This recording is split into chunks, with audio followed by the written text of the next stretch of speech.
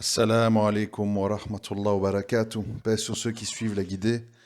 Paix et bénédiction sur le prophète sallallahu alayhi wa sallam, sur ses compagnons, ses amis, sa famille, ainsi que sur tous ceux qui le suivront de bonne foi jusqu'au jour du jugement.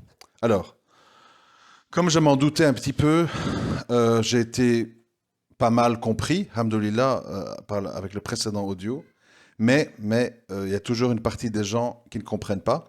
Je donne le bénéfice du doute, dans le sens que je me dis, ils ne comprennent pas parce qu'ils n'ont vraiment pas compris, et pas parce qu'ils sont contre moi, et donc quoi que je dise, ils vont toujours dire pas bien parce que ça vient de moi. Je donne le bénéfice du doute, et donc je prends le temps, la peine d'expliquer. Je vais essayer d'expliquer les choses sous un autre angle pour peut-être, Inch'Allah, être mieux compris. Bon. Évidemment, inutile de dire que je demande aux gens qui ne sont pas d'accord avec moi d'écouter attentivement. Parce que, à nouveau, si vous vous basez sur on m'a dit, j'ai entendu au milieu de l'audio une phrase et je ne vous avais pas entendu le reste, ça ne va pas aller.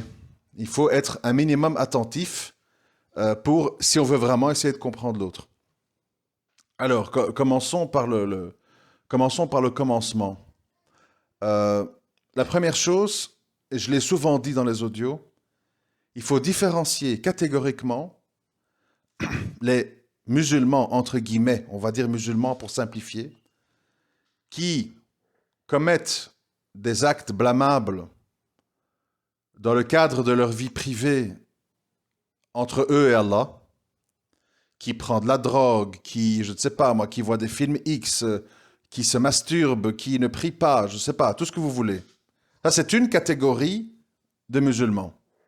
Et cette catégorie-là, comme on n'est pas censé espionner les gens, elle n'est absolument pas visée par mes critiques. Parce que tant qu'à l'extérieur, ils donnent l'image à travers leurs actes, leurs paroles, leurs gestes, leurs apparences, qui sont des musulmans, je ne vais pas commencer à faire de la voyance, billah, pour dire, oui, mais chez lui, est-ce qu'il boit, est-ce qu'il prie, est-ce qu'il se drogue, est-ce qu'il se masturbe? C'est pas du tout de ça dont je parle. Donc ça, c'est une catégorie que je mets déjà complètement à part. Et si certains d'entre vous se sentent visés, c'est entre vous et Allah, et vous n'êtes pas du tout visés par mon discours. C'est pas ça que je vise. Moi, je vise les gens qui se disent musulmans ou non, qui commettent certains actes ou certaines nuisances de manière publique. C'est-à-dire que ça touche des gens extérieurs qui sont innocents, qui sont manipulables, qui sont jeunes, qui sont tout ce que vous voulez. Ça, c'est tout à fait autre chose.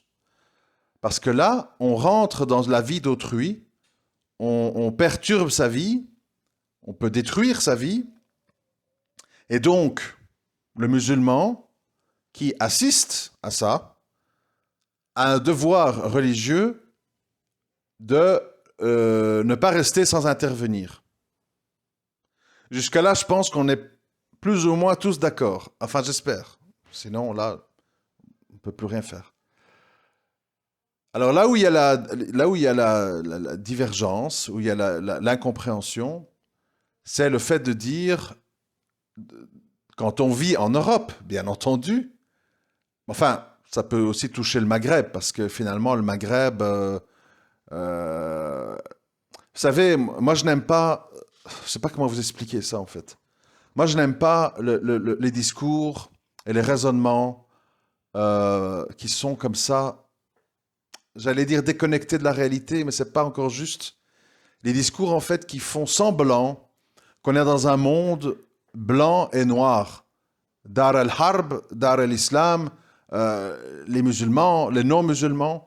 Il faut savoir une chose, c'est que la majorité des êtres humains sont des gens gris. Vous comprenez? Gris. C'est-à-dire, vous êtes au Maroc, il y a un policier. Est-ce que ce policier, il prie? Est-ce que ce policier, il boit pas? Est-ce que ce policier, il fait du shirk? Est-ce que ce policier, dans son cœur, il respecte l'islam? Moi, ce que je vois de lui, c'est que il veut qu'on lui graisse la patte, il est corrompu. Finalement, quand il voit quelqu'un qui a un profil de pratiquant, ça l'éveille en lui des soupçons. Et donc, c'est pas parce que je suis au Maroc que la police du Maroc est fondamentalement différente de la police de France ou de Belgique, dans lequel il peut y avoir quelqu'un par ignorance ou par pression familiale qui est rentré dans la police et qui est lui-même musulman ou maghrébin, enfin bref. Donc nous sommes dans un monde où il y a beaucoup, beaucoup de gris, vous comprenez? Où qu'on aille, dans n'importe quelle société, dans n'importe quel pays. Le gris, c'est la majorité des gens. Des gens ambigus, qui prennent une partie du livre, qui rejettent une autre partie, qui disent oui, qui disent non, qui disent ah, alhamdoulilah, vous êtes converti à l'islam. Ah, mais vous êtes très pratiquant. Alors, vous voyez, c'est bien, mais pas trop. Vous comprenez? C'est ça le monde.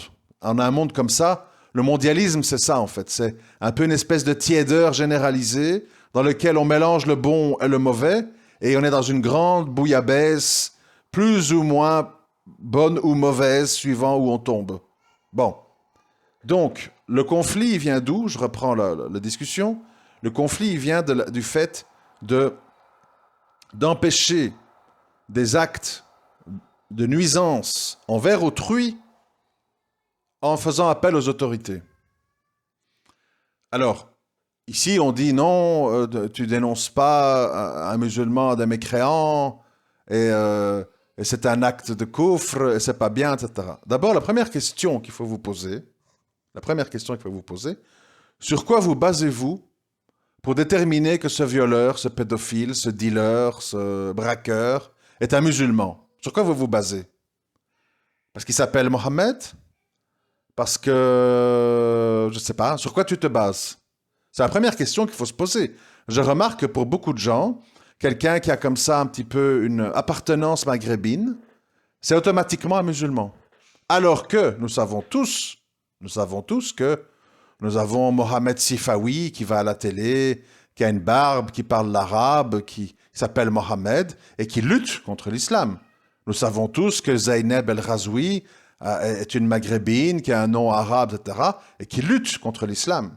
Et ainsi de suite. Je ne vais pas multiplier les exemples, vous les connaissez. On en a des tonnes et des tonnes. Hein, Rachida Dati, machin, à gauche, à droite, de tous les côtés. Donc, c'est ce que j'ai toujours essayé de vous expliquer.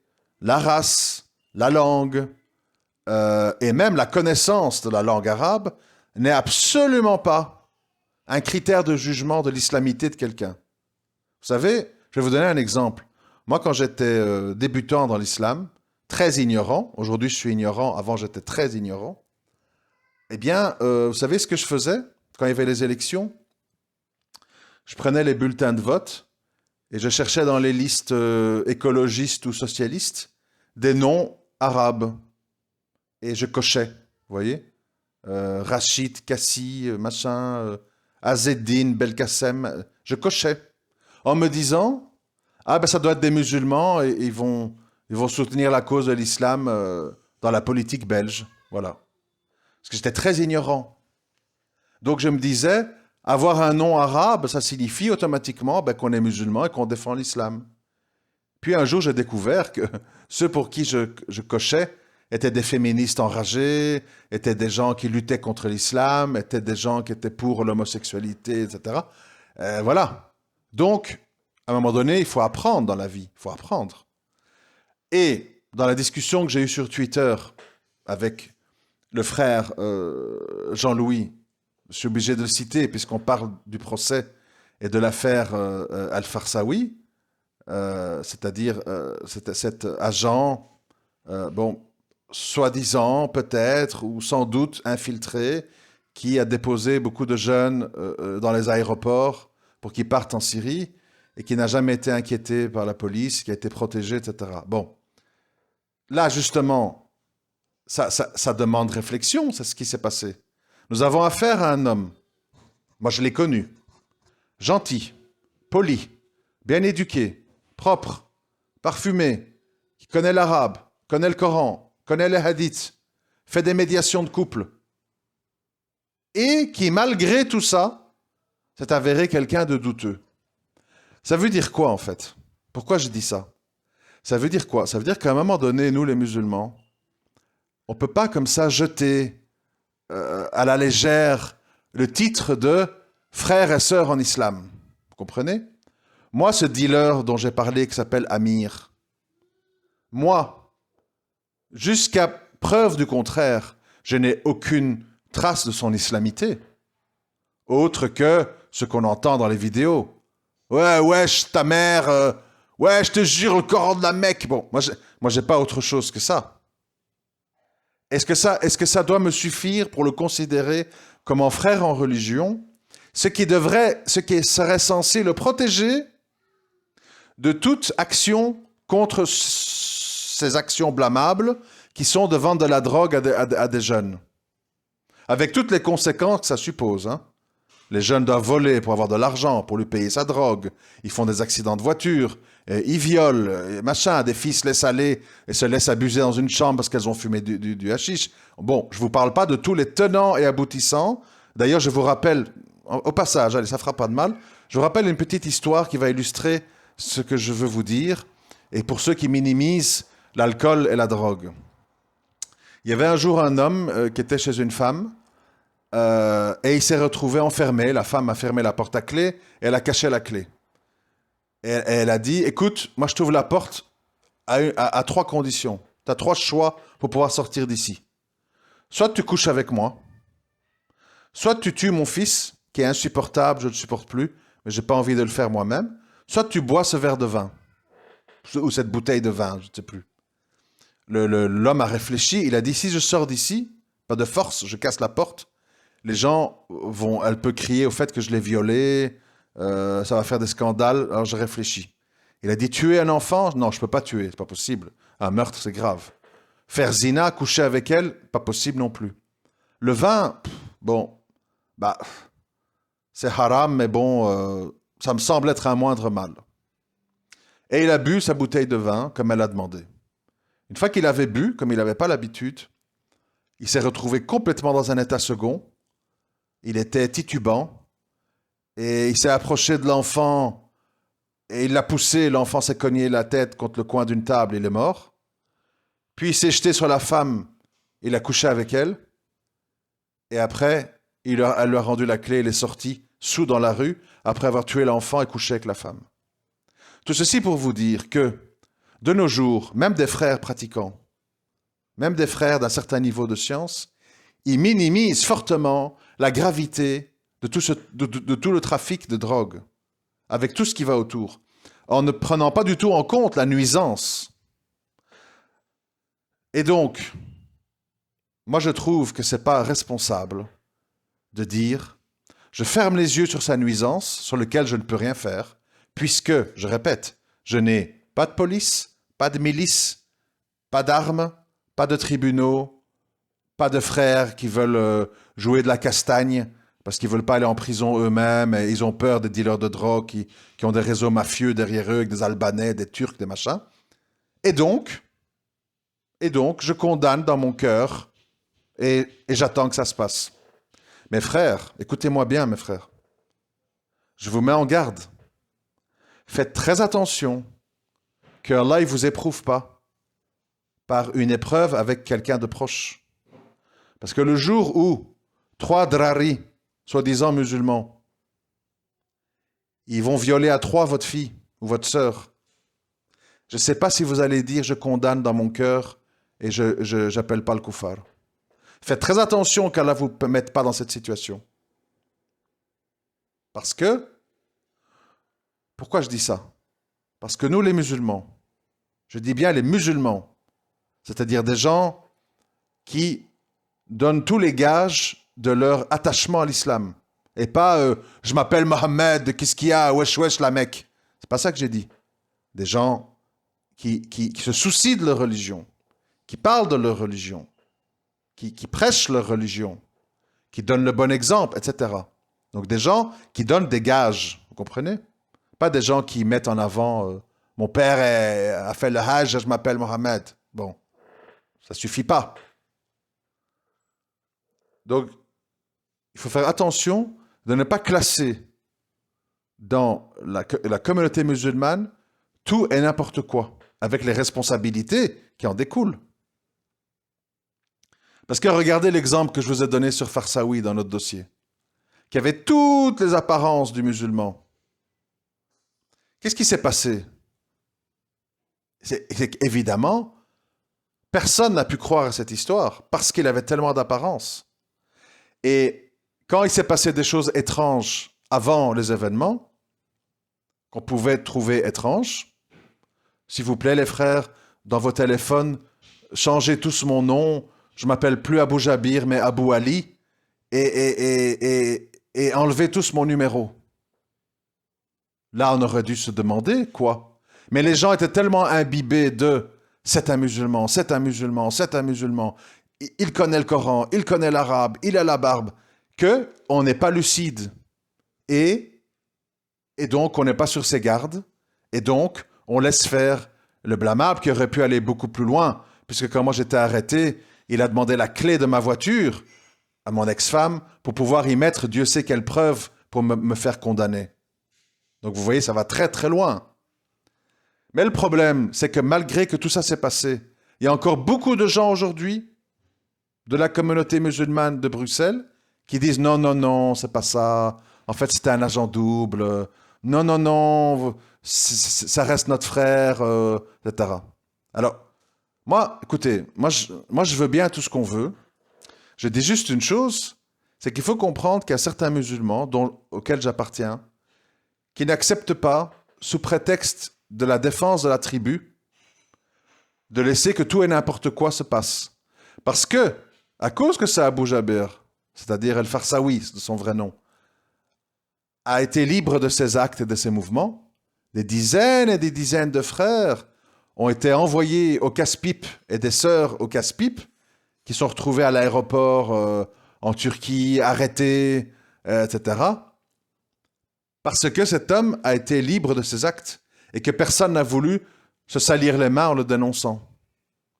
Et c'est la même chose pour tout le reste, avec un violeur, un braqueur. On vous dit, ouais, un braquage. Un braquage, c'est pas grave. Le jour où tu as tes enfants dans une station-service qui vont entrer deux cagoulés, qui ont 15, 16, 17 ans, tout excités, et puis qu'ils manient mal l'arme, ça tire, et ta fille se retrouve avec une balle dans le cœur. Tu vas dire, ouais, mais bon, c'est des musulmans, il faut truc dans le cœur. Tout ça, ce sont des préceptes complètement loin de la réalité, et que si vous deviez les vivre de l'intérieur, je ne sais pas du tout comment vous feriez. Parce que ces frères, normalement, qui pensent comme ça, s'ils poussent le concept plus loin, ils vont te dire, si tu es accusé à tort en justice, en France, en Belgique, eh bien, tu ne peux pas te défendre. Tu ne peux pas avoir d'avocat, tu ne peux pas reconnaître le système judiciaire, donc tu te laisses accuser et tu fais tes 20 ans de prison. Sans dire la réalité des choses, sans dire non, non, non, c'est pas moi, c'est Farsaoui qui mettait les jeunes dans l'avion, c'est Farsaoui qui leur a bourré la tête, c'est Farsaoui qui a acheté les billets. Si tu dis pas ça sous prétexte de défense de la tribu, eh bien c'est toi qui prends la peine, qui prends le blâme, qui est sali, parce que tu as cru défendre un musulman alors que tu défendais un Mohamed Sifawi ou un Zainab El Razoui, qui est dealer, qui est musulman, qui est imam, qui est... Voilà. Donc, où est-ce que je veux en venir? Je m'excuse pour ceux qui n'ont pas l'habitude de ce genre de discours, c'est un peu embrouillé, mais ceux que je vise, ils comprennent très bien ce que je veux dire. Où est-ce que je veux en venir? L'islam, c'est pas quelque chose de bon marché. L'islam, on prend acte de la conversion de quelqu'un, on prend acte de son salam, mais on est vigilant sur ses actes. Ça veut dire quoi? Si tu es une femme qui me dit Salam alaikum wa rahmatullah, Jazakallahu khairan, Barakallahu fik, tous ces mots qu'on entend partout là. Hein? Ils insistent sur les mots. Assalamu alaikum wa rahmatullah wa barakatuh. Moi, quand j'entends ça, j'ai un peu peur. Je dis, oulala, ça cache quoi? Qu'est-ce qui se passe? Donc, quand on te dit ça, et puis que derrière, tu vois, j'ai été chez tel sorcier, tiens, ma fille, mets ce talisman dans ton sac, ou mets-le dans la voiture de ton copain, comme ça, machin. Bon. Et puis que je dis, et puis qu'on dise à cette femme, Ourti, à travers une sœur, bien sûr, Ourti, crains Allah, ce que tu fais là, c'est du sihr, c'est très grave. Repens-toi, parce que dans un État islamique, c'est la mort, c'est la mise à mort. Et qu'elle te répond, Ah, mêle-toi de tes affaires. Chez nous, c'est comme ça. Tu comprends rien. Moi, est-ce que je dois encore donner beaucoup de valeur à son voile, à son assalamu alaikum wa rahmatullah wa barakatuh? Est-ce que ça doit devenir un paravent qui va faire que tout ce qui se passe derrière et qui est su doit être mis à zéro? Et si je ne sais pas l'arrêter, parce qu'elle me dit mon mari va te casser la gueule, mes frères vont te casser la gueule, etc., je vais dire que tu m'as violé, que tu m'as touché, je sais pas quoi. Moi, je fais quoi en fait? Je reste les bras croisés? Donc, à un moment donné, ce que j'essaie de vous faire comprendre, et je sais que c'est pas facile, c'est que un mécréant qui essaye d'être juste, qui essaye de respecter les droits de l'homme, qui essaye d'être humaniste, etc., dans la balance, pour moi, a plus de valeur et a plus de considération qu'un hypocrite avéré, je précise, hein, c'est-à-dire qui commet des actes publics qui montrent qu'en fait, il n'a pas d'attachement à sa religion. Et que non seulement il n'a pas d'attachement à sa religion pour lui, mais qui souhaite le mal à autrui, en vendant de la drogue, en faisant de la sorcellerie. En faisant de la sorcellerie, tu veux du mal à autrui. Quand tu demandes à ta fille de mettre le talisman dans la voiture de son mec, tu lui veux du mal. Quand tu lui fais bouffer des langues d'âne dans sa soupe, hein? Vous connaissez ça, mesdames?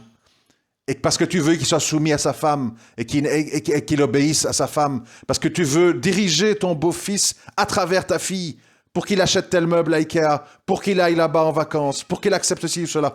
Tu fais une nuisance à autrui. Donc ce n'est pas de l'hypocrisie cachée et qu'à l'intérieur de toi, tu es raciste et tu n'aimes pas les noirs, musulmans, etc. Non, non, non. Les cœurs, on les laisse là où ils sont. On juge sur ce que tu fais.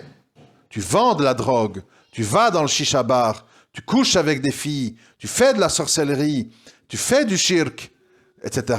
On juge sur ça. Et dans la balance, quelqu'un qui est soi-disant musulman, par son nom, par son salam, mais qui, par ses actes, montre qu'il est une nuisance pour les musulmans et pour le monde entier, pour moi, dans la balance, je préfère que le mécréant juste condamne et arrête le pseudo-musulman, musulmane, injuste, dangereux et source de nuisance. Voilà, ça c'est une compréhension personnelle que j'ai eue parce que, on va me dire quelles sont tes preuves, etc. Mes preuves, bon, je pourrais ouvrir tous les versets et chercher tous les versets sur la justice, le devoir de justice, de condamner le blâmable, etc., etc. Et on va me dire, oui, mais tu parles d'arrestation par le koufar, etc. Alors, écoutez-moi bien. Là, maintenant, c'est un point important. On a 23 minutes, c'est bientôt la fin. Courage, je sais que beaucoup d'entre vous déconnectent, mais c'est important. Je vais vous dire une chose, très importante. Si vous estimez que vous allez fermer les yeux sur le blâmable parce qu'on vit chez les mécréants et que pour l'arrêter, il faut faire appel aux autorités mécréantes, et si vous êtes véridique, ça veut dire que au plus vite, vous devez partir pour vivre dans un pays où vous pourrez condamner le blâmable avec des autorités que vous reconnaissez. Si c'est la police marocaine, tant mieux pour vous. Moi, je ne suis pas convaincu. Hein. Si vous pensez que dénoncer un dealer ou un violeur à la police marocaine, c'est moins grave que de dénoncer à la police française ou belge, ça vous regarde. Moi, de ce que je sais de la police algérienne, tunisienne, marocaine, on n'a pas affaire à des grands machers et à des gens très recommandables au niveau religion.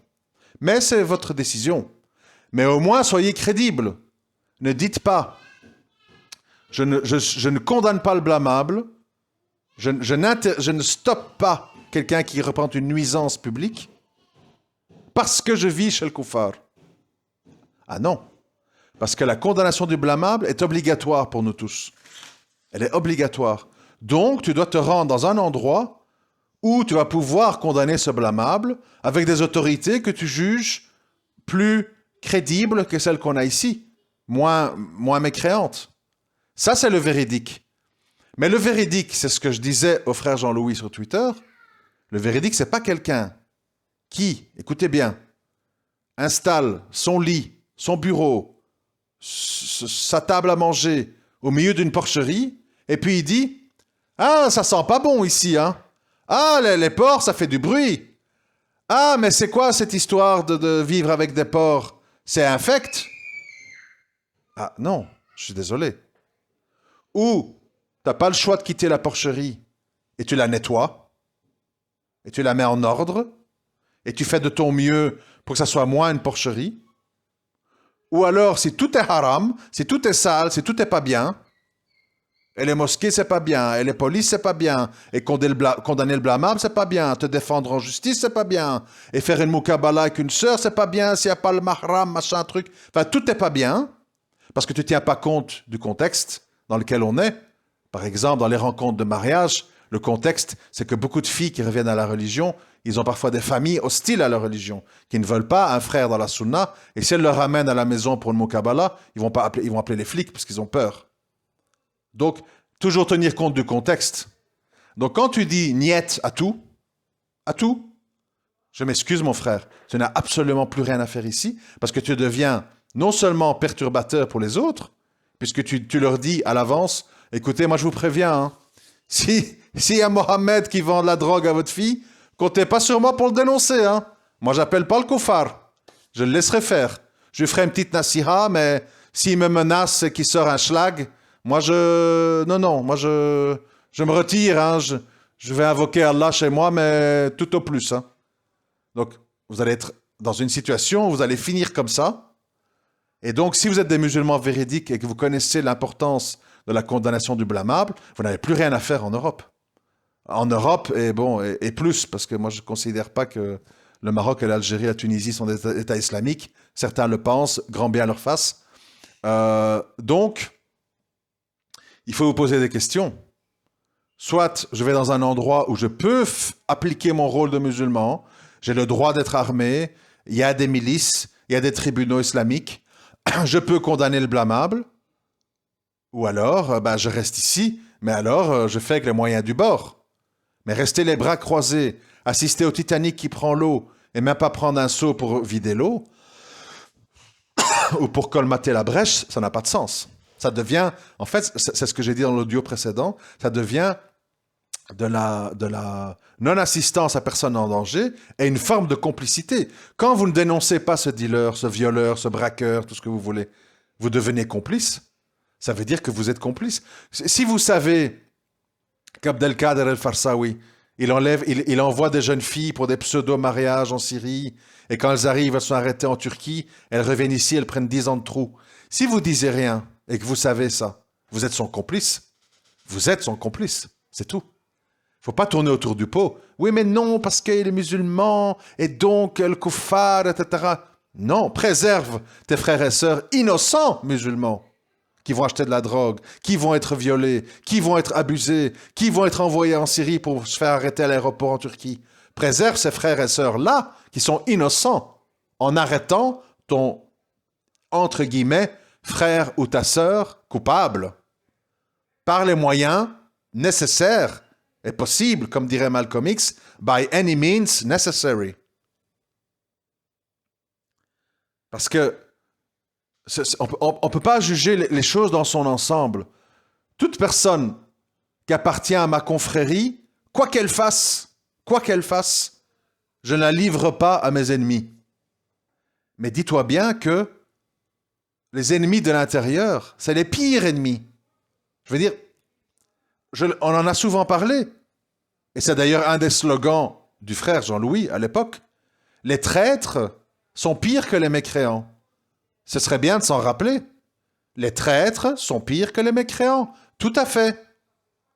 Moi, ça me pose plus de problèmes un Mohamed Sifawi qui se présente comme musulman progressiste que mon voisin italien qui habite au-dessus de chez moi.